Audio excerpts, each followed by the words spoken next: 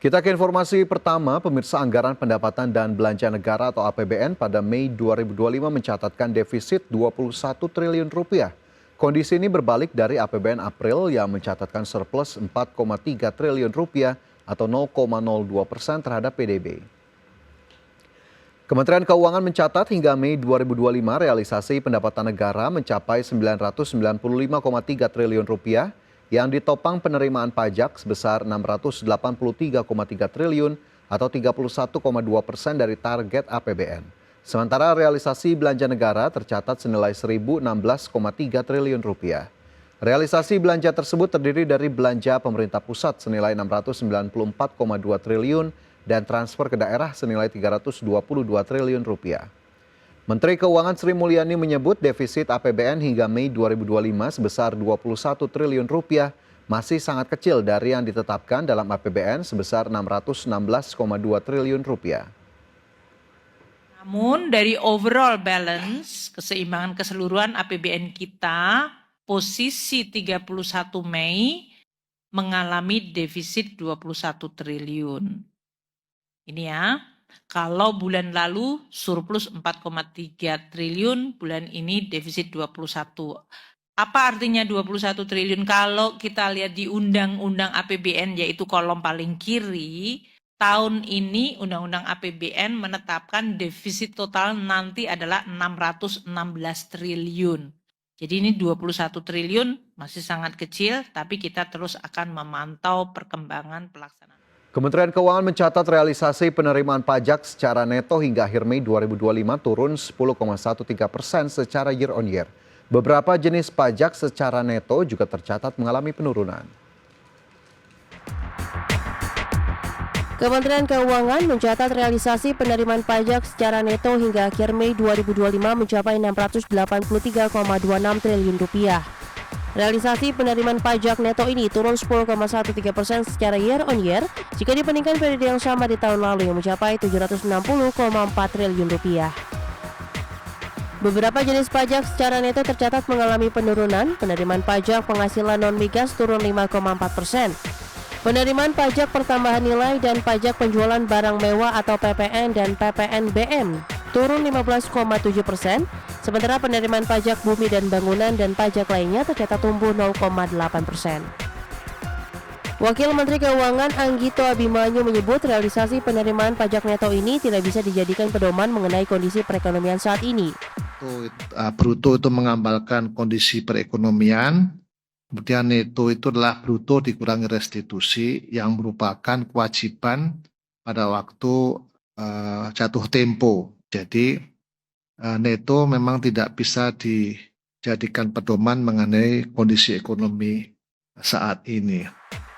Meski secara neto penerimaan pajak hingga akhir Mei masih menunjukkan kontraksi, namun penerimaan pajak secara bruto tercatat mencapai 895,77 triliun rupiah atau tumbuh tipis 0,12% dibandingkan periode yang sama pada 2024 sebesar 897 triliun rupiah. Dari Jakarta, tim liputan IDEX Channel.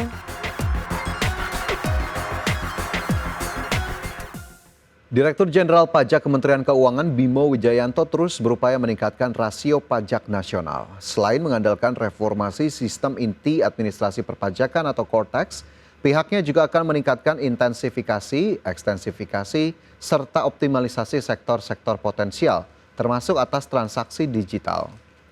Menurut Bimo, sejumlah regulasi perpajakan untuk transaksi digital telah disusun dan akan segera diumumkan lebih rinci. Terkait core tax, perbaikan proses bisnis utama telah menunjukkan kemajuan yang signifikan. Proses registrasi dan pembayaran di core tax juga diklaim sudah stabil. Ditjen Pajak juga berfokus pada harmonisasi kebijakan perpajakan internasional dan percepatan insentif perpajakan yang lebih tepat sasaran. Ditjen Pajak juga akan mengevaluasi kontribusi penerimaan negara dari sektor-sektor utama seperti komoditas guna memastikan kebijakan yang diterapkan mampu mengoptimalkan potensi penerimaan. Penguatan sumber daya manusia dan kelembagaan turut menjadi perhatian dalam membangun kepercayaan publik terhadap sistem perpajakan. Beberapa kerangka regulasi yang terkait dengan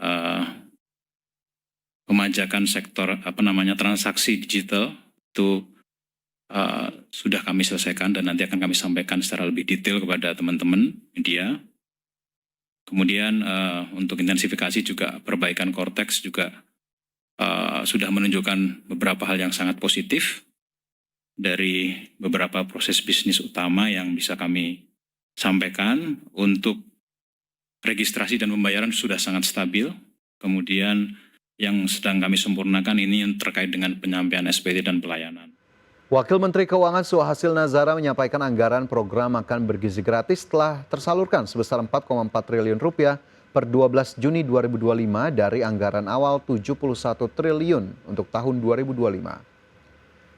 Berdasarkan catatan Kementerian Keuangan, penyaluran anggaran MBG terserap sekitar 300 hingga 500 miliar rupiah tiap bulannya pada 3 bulan pertama.